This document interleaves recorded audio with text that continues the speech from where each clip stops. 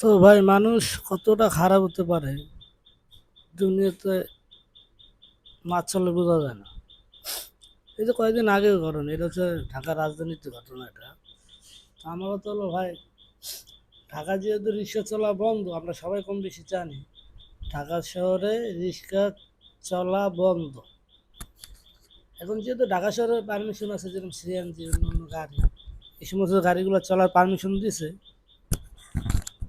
যারা গাজীপুরের এমপি মহোদয় যারা আছেন, তারা এইসব ডিসিশন নেন।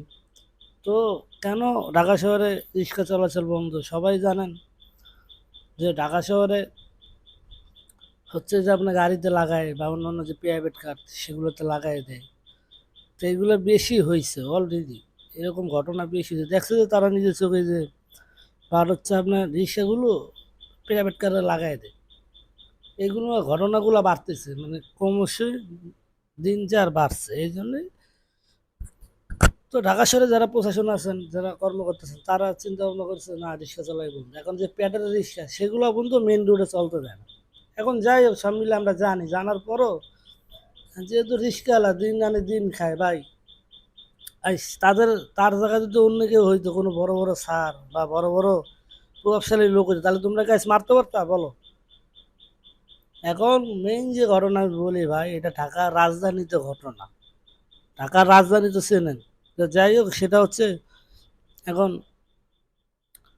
এখন ওই সিএনজি যেহেতু একটা পাশে ছিল, রিক্সা ছিল একটা পাশে, আর ওই রিক্সার অপর সাইডে ছিল সিএনজি।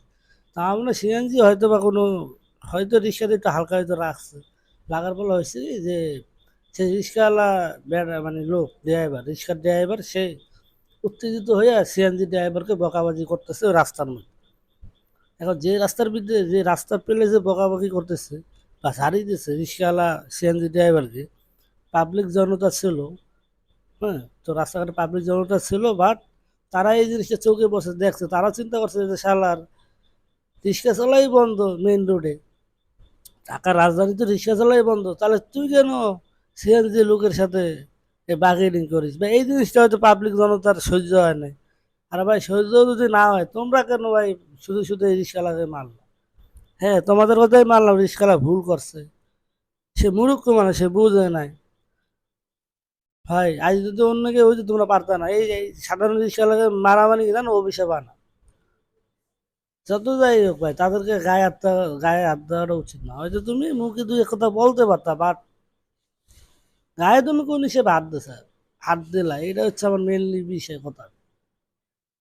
তো যাই হোক, যে যেমন করবা ভাই সেমনই পাইবা, এটা হচ্ছে মেন বিষয়। তবে রিক্সাওয়ালার যে হাত দিলা, এটা আমার খুব কষ্ট লাগলো।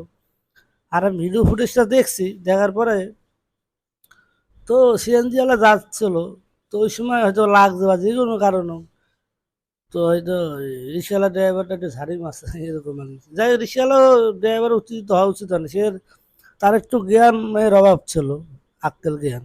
কেননা তার এটা বোঝা উচিত ছিল যে মেইন রোড, হাইওয়ে রোডে গাড়ি ঘোড়া চলাচলই বন্ধ, তা সেখানে কেন আমি এত ইয়া করি? আমি যদি ভাই গাড়ি চালাইতাম বা অন্য কিছু ইঞ্জিন গাড়ি, তাহলে তোমরা ঝগড়া লাগলে সেটা পাবলিক এসে একটা মীমাংসা করতে হয়। যেহেতু রিক্সা, সেহেতু আম জনতা আর হচ্ছে ইত্যামি, তো মনে করেন রিক্সালারই মাছ। কি বলবো, বিষয়টা খুব খারাপ লাগলো ভাই, হাসিও পাচ্ছে দুঃখও পাচ্ছে। হাসিটা কেন পাচ্ছে? আম জনতার আক্কেল জ্ঞান দিকে যে ভাই তোমরা কোন হিসেবে যে রিক্সালারকে হাত দাও? তা আমাদের বাংলাদেশে ভাই এই ধরনের ঘটনাগুলো ঘটে। তো ঘটলে হয় কি, এগুলোর ভাষা থাকে না, বলারও প্রকাশ থাকে না। সাধারণ রিক্সাওয়ালা দিন আনে দিন খায়, মজুরি খায়। আর একটা সিএনজি মনে করেন প্রতি মাসে মাসে একটা টিপ ভাড়া টিপ মারলে 600-700 টাকা।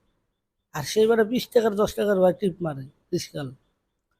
বা তোরা ওই জায়গায় ট্রাফিক পুলিশ ছিল বা আরো সার্জন পুলিশ ছিল, তাদেরও তো তোমরা বলতে পারতো, তাই না? যে ভিডিওটা ভালো লাগলে লাইক কমেন্ট শেয়ার দিয়ে